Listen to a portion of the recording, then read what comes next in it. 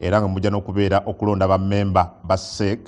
Tulaba abamu ku beegwanyiza ebifo nga bagenda maaso n'okutalaga eggwanga wamu n'okwogerera abamu ku bannaabwe amafuukuule. Tulaba ekifo ekiriko mukyala Speaker wa Parliament Annette Anita Among ne yali Speaker wa Parliament omukyala Rebecca Litwala Kadaga. Ono ayogera kino oli ayogera kiri. Tulinze tulabe ng'ennaku z'omwezi 27 rather mu delegates conference yaabwe omwezi guno later this month kitya bwe kinaaba naye nga bajja kutuula on 27th omwezi guno gwennyini. Ensonga ezo tujazitunulira wamu n'okuzigoberera. Kakati no essira olunaku olwali tugenda kupanga tuzissa mu kwekenneenya engeri tribunal oba akakiiko kali akateekebwako bannamateeka okugonjoola obutakkaanya mu byava mu kamyufu ka NRM engeri gye kakuttemu ensonga zino. Twalaba petitions 46 ezasooka okubeera nga zisalibwawo nga abeekubira enduulu mu kakiiko kano omu yekka yavaayo ng'amwenya omukyalo Beatrice ow'Embabazi yavaayo ng'alangiriddwa nate nga eyawangula akalulu k'omubaka wa Parliament omukyala ow'ekibuga eky'Hoima. Kakati 46 ezaasooka 45 ebintu byasigalanga bwe biri. Katubuuza nti akakiiko kano oba tribunal eno ekoze etya emirimu egyagiteekebwawo, bano abakyemulugunya oba abalina obutakkaanya bwabwe bakola batya, bagenda kuzzaako ki? Ebyo tugenda kubeera nga tubitunulira. But again aba NUP bo nabo tebannaba kusalawo, bakyaludde bakyalinzeemu okulaba ani gwe bagenda okubeera nga beesigisa fulaga yaabwe mu kamyufu ke tugendamu. Tubuuza nti babalaka ki mu nteekateeka efaanana bw'etyo, era nga okulina ensonga zino olunaku olwaleero tugenda kuba twegattibwako Honorable Joyce Baagala Ntwatwa, ono mubaka wa Parliament omukyala akiikirira abantu b'Emityana. Tujja kuba twegattibwako omukulu Habib Buwembo, ono ye ssaabakunzi w'ekibiina ekya National Unity Platform, ate ne Honorable Mubarak Munyagwa ava mu kibiina kiri ekya Common Man's Party. But mu studios already twegaddwako dda Honorable John Musira, ono mubaka wa Parliament ava Bubulo East mu kitundu ekya Erigon. Sebo tukwaniriza ku program enonaku olwaleero. Kungu, assalamu alaikum wa rahmatullahi wa barakatuh. Who bless no man curse His Majesty Emperor Selassie.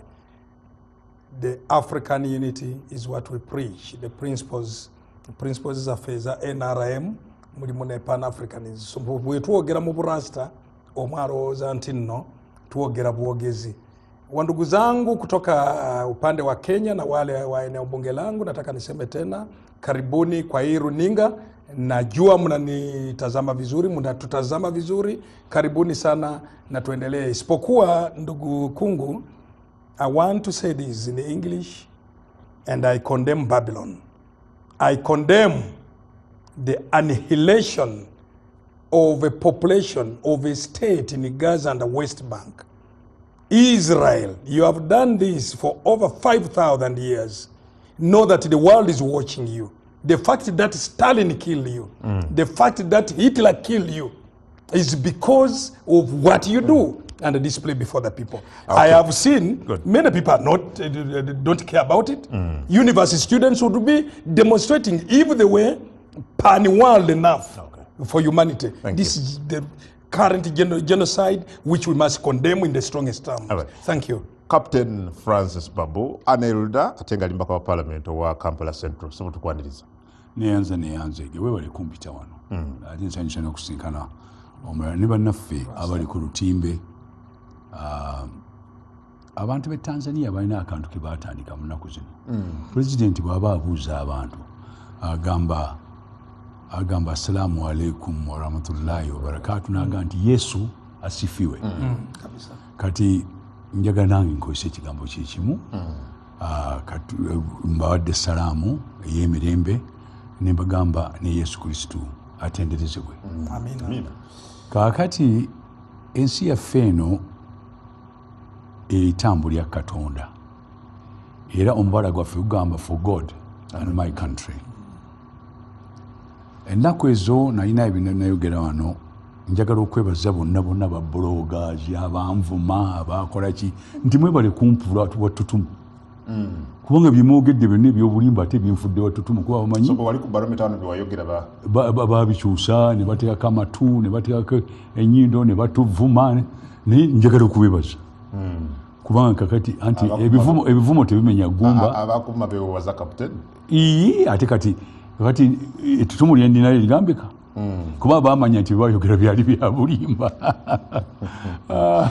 naye nga njagala kuddayo twagala mirembe mu bintu byonna bye tukola oyogedde bulungi otandise bulungi n'otuwulira bye tugenda okwogera naye ennaku ezo waliwo abampita okuwa talk omu bwe yamala n'aga nti Babu is back on track oyo n'aga nti no the country is back on track nti okuva wenatandika okwogera tutandise okudda ku mulamwa tutandike okudda ku mulamwa tuzeeko tutya nga tuteesa si kuyomba si kuvuma si kujooga kaakati ekisinze okunsanyusa ogenza oga nti waliwo abayomba mubuyombera ki gamba nti nange nzize okwesimbawo eno epuroguramu eyange oli yesimbyewo eri epuroguramu eyiye fe tulondekemu naye okuvuma nemwogera ebintu ebiwanvu n'ebimpi tebituyamba mbadde njala kutwala omukisa guno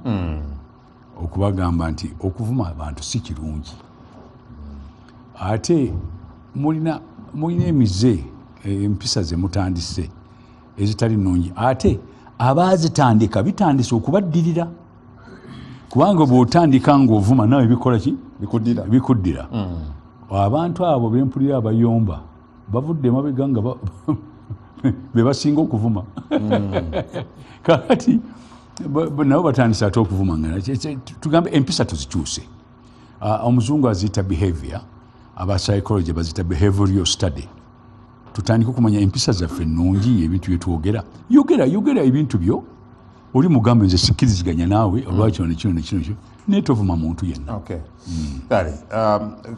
okuyombagana okwo kapiteni kwayogera kwekwo kwe tulabye okuwanyisiganya ebigambo kwaba begwanyiza ebifo mu Central Executive Committee abaseke ekibiina kya NRM ogambye tulabye nnyo okusika omuguwa wakati wa speaker Anita Among ne yali speaker mukyala Rebecca Litwala Kadaga then tulaba embiranye y'amaanyi okusika rather competition okuvuganya okw'amaanyi ku kifo kya Entrepreneurs League eri wakati wa King Caesar ne Haji Hassan Basajja balaba ebyo byonna bigenda maaso tulinda bulinzi mu Delegates Conference kyekinabeerayo anaabani otujja okwawulira abalenzi ku basajja but mu studios again muganda wange Habib Buwembo saabakunzi w'ekibiina kya National Unity Platform naye atwegase kusobola tukwaniriza nange nsanyusa nnyo ssebo mukulukungu Adam kubeera nga onkyazizzaako ku puroguramu eno NBS Eagle.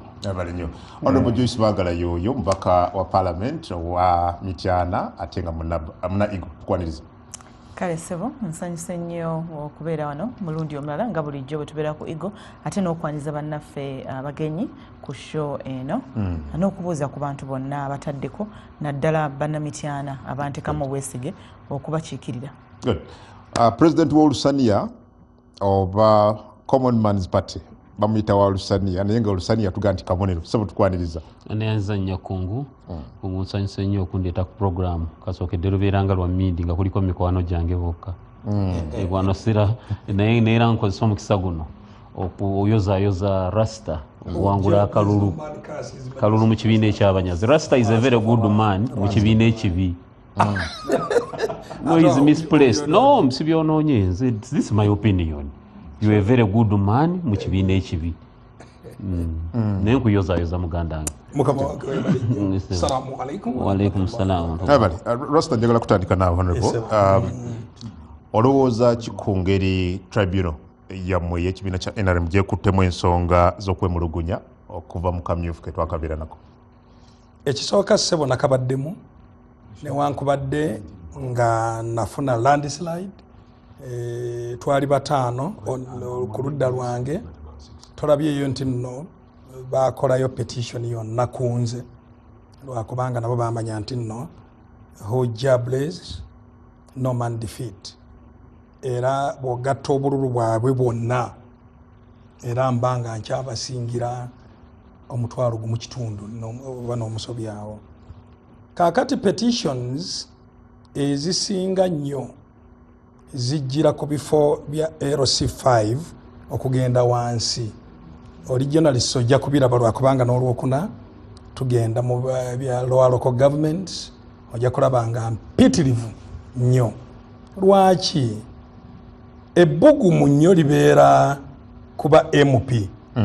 Ate ffe ba MP naffe ne tubeera, Waswahili wanasema macho kabisa, oba wegenderezera ddala nnyo abantu bakole ekituufu. Ekyokubiri abantu bafuluma ne bavotinga. Naye kati ebiddirako bino bibeera bya electors. Electors simanyi oba bategeera baregisita baffe be basinga okukola omulimu ogwo. Newankubadde nga olumu bagendera ku opinion, winds of opinion, ne bagamba nti ono ayagalwa ono tayagalwa. Kaakati kuffe zibeeramu entalotalo ntonotono ba MP, and it is true, waliwo mishaps wano na wali zibeerawo, inflations, waliwo awantu nga kati ewange eka abantu ne bagamba ffe waffe tekafuluma nakamubwe kati nakirabiddeko mu ggombolola waliwo ba brothers babiri aba contestinga nange nga ba opponents bange, naye basibira ddala obululukanaana bwonna ne bawa abaabwe ggombolola erimu bwe riti. Okiraba kaakati ku tribunal nagirimu nze mulundi guli nagirimu nze neŋŋendayo ekisooka bakuwa natural justice teriyo sijiraba yeeyo. Number 2 balooya bali wano, omuganda wange ali looya mwami Munyagwa omugisa ono we Buganda yazaalibwa e Buganda. Sirabayo fairness ey'okugamba nti nno procedure katugende tulabe ebintu byagenda bitya. So far tunalaba obwenkanya. Obwenkanya kyogedde bulungi mu Luganda lwakubanga siri Muganda bimusi bingi. So obwenkanya obwo tebuliiwo. Mutudde nze nagenda nentuula kaakati ne batuma omuntu nti nno banjagalako $8,000,000. Nagamba katuddeyo mu kooti yennyini, tribunal yennyini. Ku mulundi guli abamu ku bamemba ba kakiiko ba tribunal bakusaba ssente $8,000,000 neŋŋaana. Munnange eyayizibwa akalulu mu sub county 2 ne bamudeclaringa ze sub county 13 ne banyima yebo $5,000,000. Sijja kumwogerera wano linnya lwakubanga ategeera mmanyi kimmanyi nti nno awookinga. Okiwulidde? So I am very sure the same processes carry on. Okiraba kungu bakutusiza otuula wano ono n'atuula newankubadde oli n'abalooya bo. They are giving you 20-30 minutes. Is that fair hearing? Onyonyole byonna ebyaliwo mu kakiiko. Tekisoboka. Number 2, what evidence? Babesinga ku obupapula obuvuddeeyo bu declaration forms n'obulala. Tewali ayinza okubeera n'agamba kandeete obwenkanya bwa witness kino kyali bwe kiti. Tekisoboka. So singa baba amanyanga bagakolera eri gano ge bagenderako wano. Naye sebo ne sente awe etambula kungu sente entambula ndi munakibiina and I'm a cadre. I speak this with all evidence. Kubanga akakiiko kasobola okuvenega nti byoyogera bya bulimba gye bali. Yeah, of course. It is ennaku zino ngombaka wa parliament kusobola okwogera goyogera ne evidence. Ate nga naliyo 2020 biki byennimba. I was already victim and I know manyi ekigenda mu maaso eyo. Naye mu fairness, all of fairness kungu newankubadde toli looya ne bannanga abali wano looya mpozi manyiko mwami Munyagwa. Oyinza okugamba nti nno mu dakika 3 n'osalawo omusango kisoboka kitya? Well, Honorable Munyagwa, yes, you are a lawyer. So fact kye twakalaba mu nzirukanya yaba mu nkwata y'emirimu gya tribunal eno eyolesezza obukugu n'obwenkanya obusuubirwa mu tribunal y'ekika bwetyo mu kusala emisango gino oba okwemulugunya kuno. Not at all. You see, that is a PR stunt. What? Tribunal gyolaba gyemuyita tribunal is just a PR stunt. PR? PR. Understand or stand? Public relations stunt kakyako mu Luganda. kwe kuba okuteekawo ekintu kiguumaaza. ekiguumaaza So tribunal tugite kiguumaaza. simply that. You see, Lwaki? what happened in the NRM was a military operation. Kujjako bano abatono be baataliza abakerere nyingi ennyo babataliza be baataliza abakerere nyingi Bamusira. Yes, but it was a military operation. PLU yali egezaako kuwamba kibiina. General Muhoozi tried to take over NRM buli okusooka ne bamubogolera abamu n'akola PLU ndowooza n'abawamu amagezi totawaana bano bawambye buwambi n'agenda mu magye okugakulira and noba wamubalira oba yakyebalira nti wamba kokasi NRM ya parliament kyova olaba mubaddemu posters eziriko simbo bbiri nga kuliko baasi n'empologoma. That was indiscipline ab initio mu kibiina ky'ebyobufuzi okukwata simbo y'ekibiina nga baasi gonoleeta simba endala empologoma n'ogiteekako ekyenyini kyandiri bandibadde abo nyini baba disqualifyinga benyini abo candidates. Actually nange mbadde ndaba empologoma side eno ng'aliyo baasi. Musiira ajja kutunyonyola oba kabonero ka kibiina kyabwe ak'empologoma. Tebateekawo kakapa wakati kakapa tebateekawo. No, yali empologoma. Yo, so Ati mwine empologoma ali kakapa. kakati yali clear signal abasirikale amanya abayeekera bano babimanyi oli mu struggle yalimu olwo ne baatuka bamusiira naga mujeeko omukono gumu gubeere ebweru kati akaali kabonero okubalaga nti kobeka puchola kobaani wako bwolaba ekifaananyi ekiriko empologoma oyo alina okuyitawo. So General Muhoozi n'ataliza bano ab'empaka ennyingi abajja okumuwoganira ennyo naye abasigadde n'abawamba neera kokasi NRM abawangudde ababaka abayinamu ebitundu ebisoba mu 8 ku 100 neera tekigenda kukoma wano take over egenda mu maaso.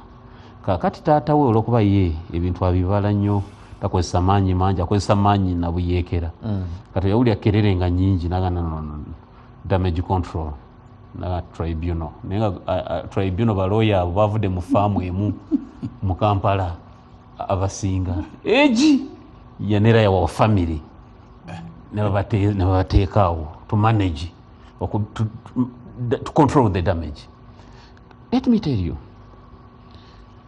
it's a fundamental human right in our constitution that people must be offered a fair hearing. Nobody before a tribunal or before courts of law, you must be accorded a fair hearing. And type of court. Ebimu ku birungo bya fair hearing weebudde.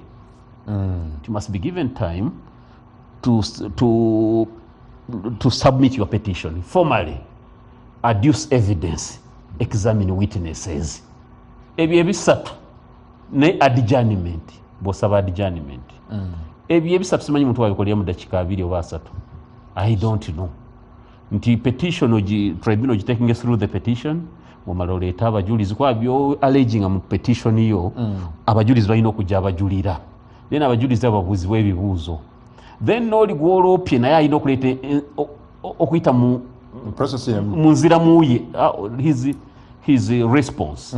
Kaakati simanyi ebyo muntu wayinza bikola mu ssaawa emu literally simanyi how. So it's a PR stunt.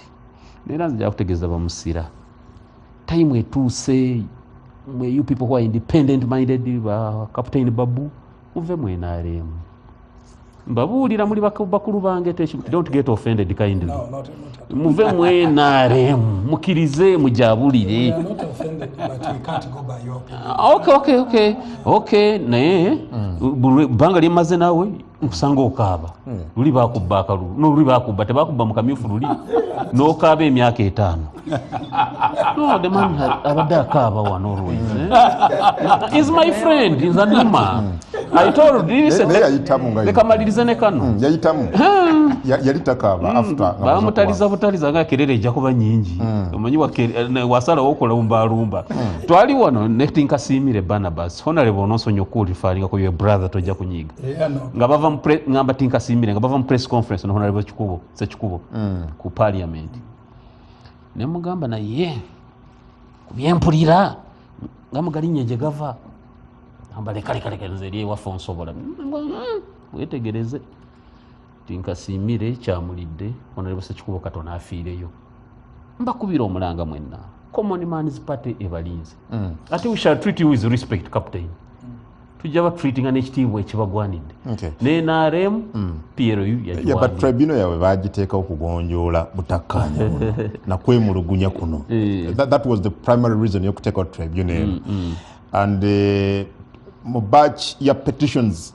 ezasooka 46 ze bakola okusalawo nalaba omubaka wa parliament omu yekka ye yavaayo nga musanyufu oba eyavuganya omu yekka kwabekubira enduulu omu yavaayo ow'embabazi Beatrice Oyima municipality ayinza okuba wa PLU nga gwe baali bawangudde bw'aba yavaayo nga musanyufu then wa PLU nze nkubuulira njagala mbabuuze obalaba abakulu b'NRM baagala nnyo okupublishinga buli kimu gwena walabye batadde lisiti yaabwe mubujjuvu abawangula bagikuumye nga kyama abawangula akamyufu wena walabye nga bonna mu bujjuvu nga bataddewo mu mawulire gonna bagikuumye nga kyama bati kiki ekiri emabega w'ekyo ekiri emabega NRM bagiwambye kati kisigadde ffe eri opposition okulaba nga tukuba bakandidate b'NRM bano obutayitawo because bwe banayitawo PLU eyinza okumaliza erina ababaka 3 mu parliament kyebajja okukola okimanyi project ya General Muhoozi okugimaliriza bajja genda ekyankwazi bakozese Honorable Kinyamatama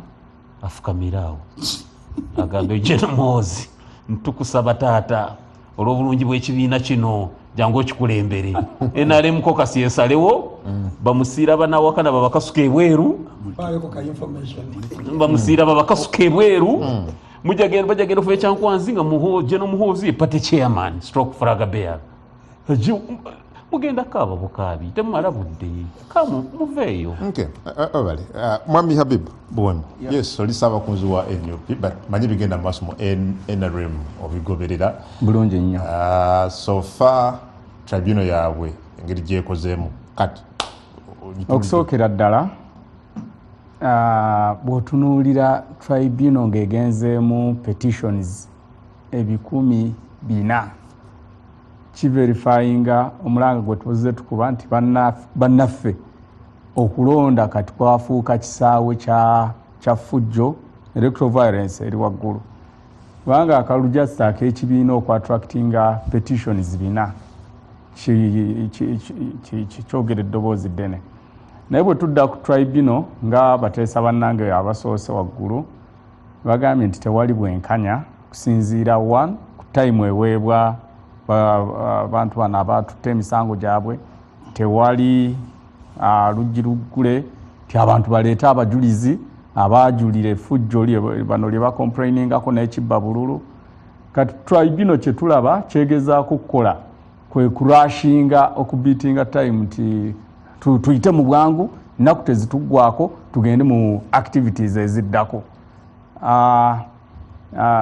ekyo bwe kikolebwa bwe kityo kitegeeza nti omuntu ono atutte okwemulugunya kwe aba tagenda kufuna bwenkanya however yo tribunal obuyinza babugiwadde obusalawo kubanga yadde ekyatambuza emirimu gyayo bwe bajja bwe baga nti kati gundi yingira ne balooya bo tukuwulirize ne tulaba secretary general w'ekibiina Tadong ng'aga nti okusalawo okusalibwawo kwa bakandidate kujja kukolebwa seke simanyi obaako wakawulidde kati kiba kitegeeza ki nti tribunal bagisaawo nga kiguumaaza nga Honorable Munyagwa bwakoze eki bwayogedde nti just PR naye nga yo yennyini terina kyesobola kuyamba bantu bano batuteyo emiranga gyabwe mu nsonga eyo nange nja kukubiriza be balyazaamaanyizza nti bannaffe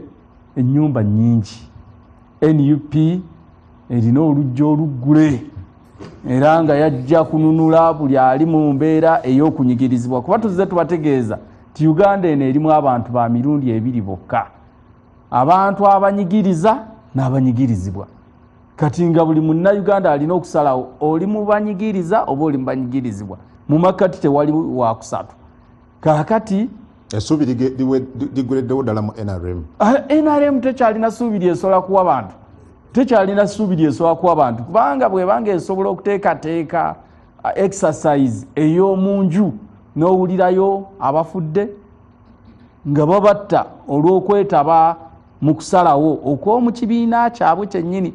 Wawulira ebyali erw'emiyaga muganda waffe Sembusi bamukuba amasasi n'afa munnayuganda.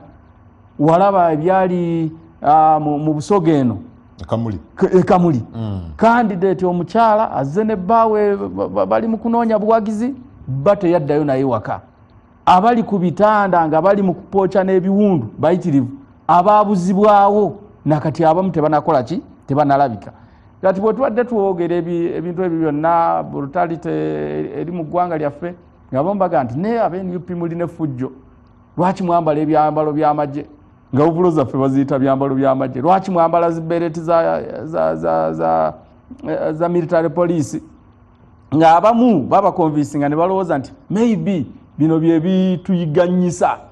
Kumbe efujjo, okutta, okuwamba n'okutulugunya bannansi kiri mu DNA y'abakulembera NRM. Kati mu kaseera kano nkakasa nti bannayuganda ffenna tuyinza okwogera olulimi lumu ne tukkiriziganya wamu ti mu butuufu abakulembera NRM abakulemberwa Muzeeyi Museveni ne ttiimu ye tebakyalina gye batwala Uganda okuggyako ogibbika mu kinnya ekyafuuti empitirivu ennyo gye tasobola kwejja. Kati ke kaseera tusitukiremu twegattire wamu mu kibiina kya National Unity Platform. Era kyovola twassaako mu linnya lyaffe mulimu ekigambo unity. Buli abalinyigirizibwa mujje twegatte tulabe engeri gye tufuna eggwanga eppya. Captain Babu, your take ku kino. Njagala nnyo okwebaza Munyagwa. Njagala kumusaba ave mu byobufuzi tutandika okukola firimu, kubanga ideas zalina zikola firimu mpitirivu.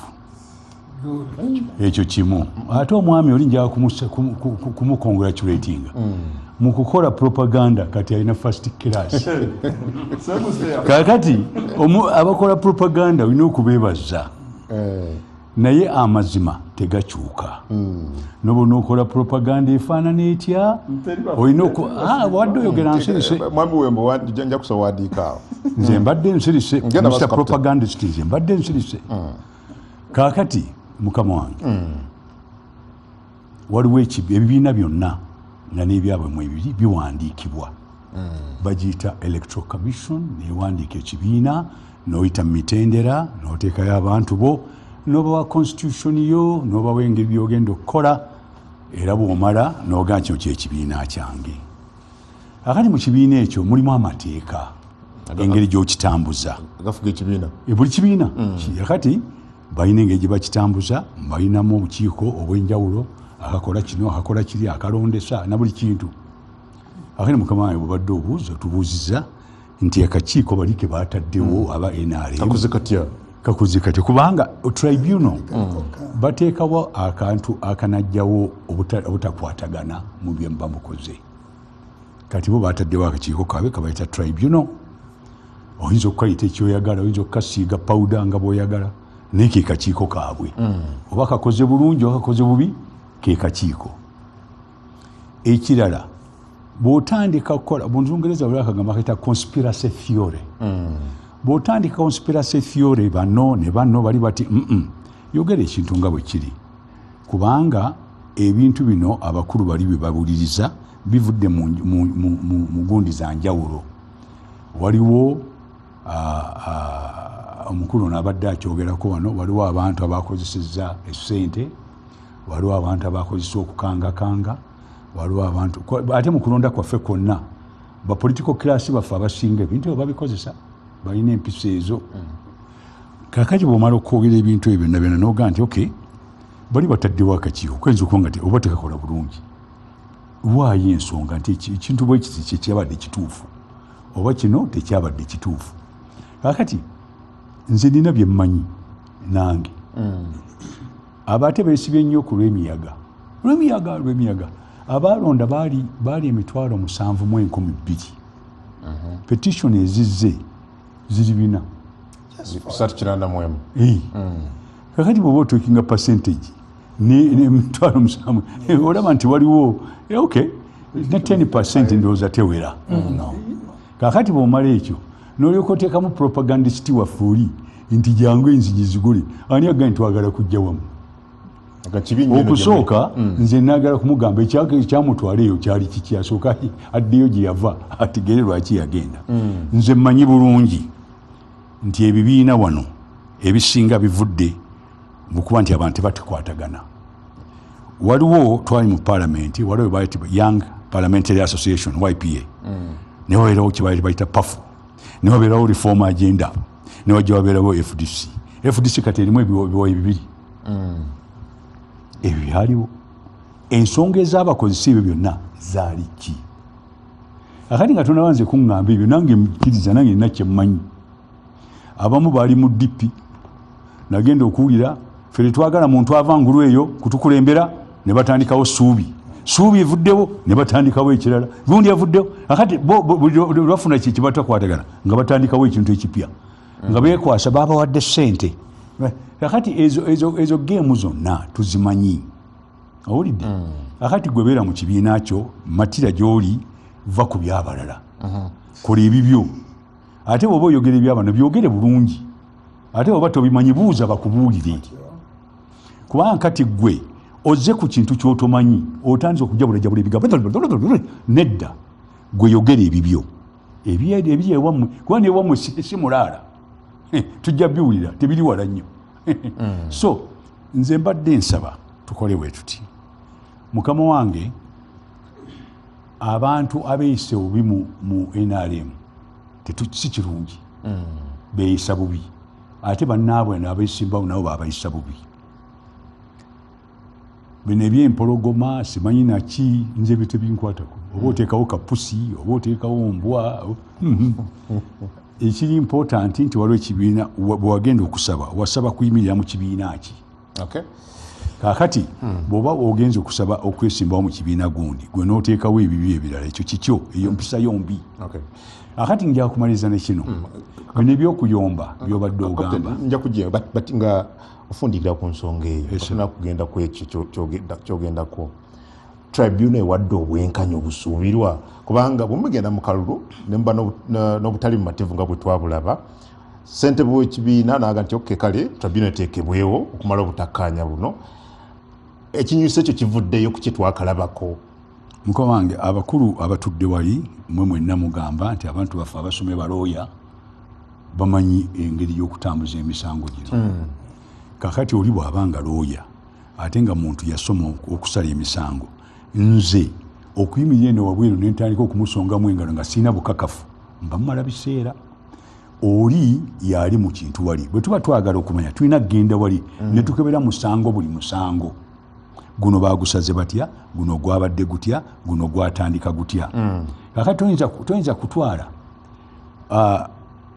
registra gwe baba wabidde nti yafunye ssente yakyusiza results n'otwala n'oli eyakweka obululu n'otwala n'oli eyakozesa emmundu tebifaanana byanjawulo so nze mbadde ndowooza nti ekibuuzo ekyobuuza si kibi kirungi nnyo naye nze mbadde ndowooza nti abali ku tribunal abamu ku bakulu ba tribunal be bandibadde baddamu ekibuuzo nze kyenaakalaba abantu batutiye emisango mutugambe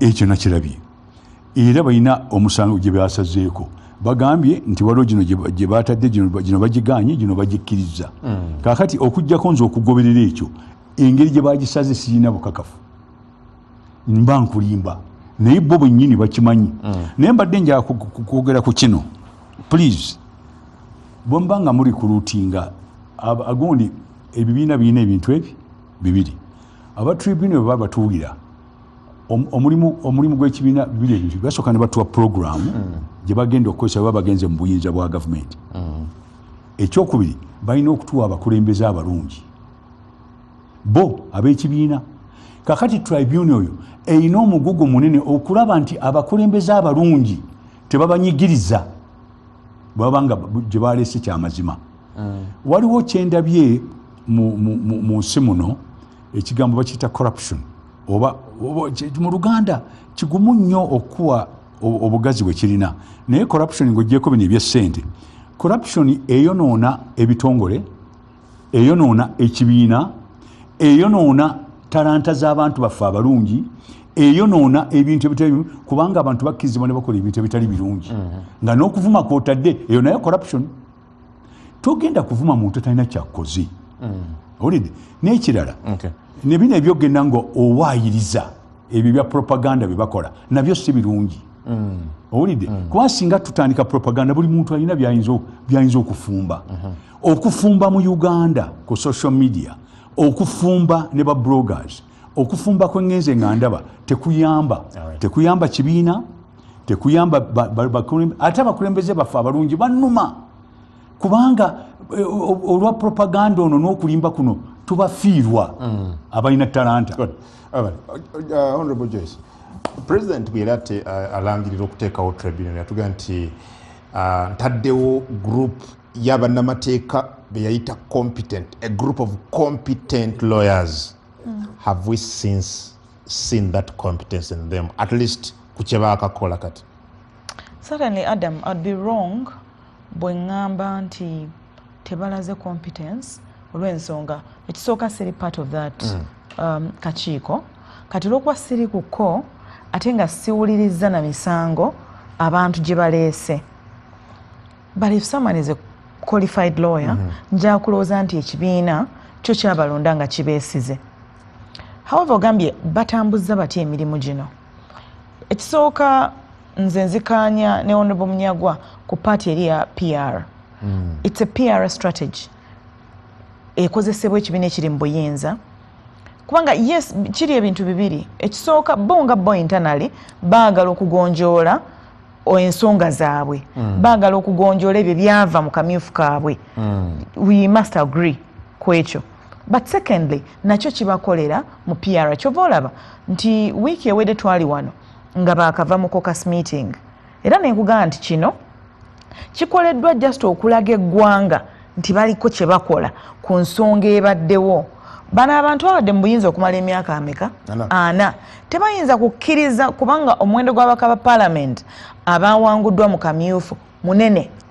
So ababaka abo bonna nga beemulugunya ekibiina ekibadde mu buyinza kiwulira nga kyeraliikirira okugenda mu kalulu akali general n'abantu bangi nga si basanyufu n'abantu bangi nga beemulugunya. Era ndowooza ojjuke nti okwemulugunya okwo ne ku floor ya Parliament kwali kutandise nga ababaka abaawangulwa batandise okujja complaints ze banditutte mu kakiiko kaabwe ak'ekibiina nga tebazirese mu Parliament. Era ndowooza ojjuke nti speaker yabagamba nti nedda eno matter much as mulimu ebikwatagana n'obulamu ne security naki naye olw'okuba nti waateereddwawo akakiiko kaffe zigenda kuwulirizibwa eyo. Ekyo kikugirayo ekyokusatu ekiri mu kakiiko nti oba oli awo ababaka bangi tebakeesiga. Singa baali bakeesiga bandibadde n'ensonga zaabwe tebaziyita ku floor ya Parliament, bandibadde bagumiikiriza akakiiko ne kasala emisango. Now ku PR strategy baakoze ekigambo nze nali nkirinda nga gyakulaba ku kalulu ako akehoima bagenda kulangirira ani. Naye ndowooza nabo baakirabye ne bagamba nti mbutuufu ekintu kino kino tuyambako okutereza image ey'ekibiina mu public kubanga balina results za mirundi emeka? 2. ne Owembabazi. Kati nga ku DR form y'ono nga ba-interchange the results, ku DR form y'omulala nga ba-interchange the results. Ng'ono agamba nze nawangula n'oli agamba nze nawangula nga bombi balina DR forms nga buli omu yeyakoze eki yeyawangudde. I think for the better part ekyo babadde balina okukikola. Kyabadde kintu kibi nnyo nga tolina bw'ogamba muntu nti tugusaze mu ngeri endala etali eyo. Kati ndowooza nti ogwo gwe gumu ku misango egyasaliddwa egyavuddeyo egiyinza okkakkanya ku bammembers. Naye ate abalala balina okwemulugunya era obwedde okuwulira nga bagamba first of all obudde naye ate ng'ovudde ne kakiiko kennyini kati ate tugenda ne mu electoral commission eri general. Ndabanga awaliwo kaweefube oba ekkobaane oba enkolagana wakati wa NRM ng'ekibiina ekiri mu buyinza n'akakiiko ak'ebyokulonda ak'eggwanga kubanga wakati bo mu kukola enteekateeka zaabwe roadmap yaabwe n'okuwuliriza petitions zaabwe akakiiko ekavuddeyo ne kalangiririra ne kagamba nti waliwo enkyukakyuka ezikoleddwa. Ekyo nno Adam kikosa ebibiina ebirala n'enteekateeka zaabyo ate nga kirabikira ddala kifevaringa ekibiina ekiri mu buyinza. Kakati kubanga baategeeza President yagamba nti ng'ataddewo akakiiko nti akakiiko bwe kanaamaliriza bagenda kulaba butya bammembers bwe bakola ki bwe babakkakkanya. So I am trying to think nti bali mu kugula obudde kubanga luli roadmap ebadde egamba nti abaka parliament bakubeera nominated ng'ennaku z'omwezi 16 ne 17 Septemba. Bwe bakyusizza ne bongerayo ne bagamba nti kijja kubeera ennaku z'omwezi 15 ne 16 mu October.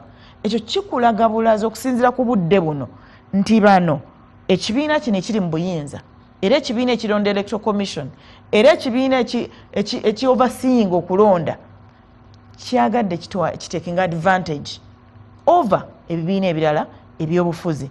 Naye ng'okutwaliza awamu tosuubirayo nnyo kyamaanyi kigenda kubeerawo okusinziira ku bakulu mu kibiina kye baagala.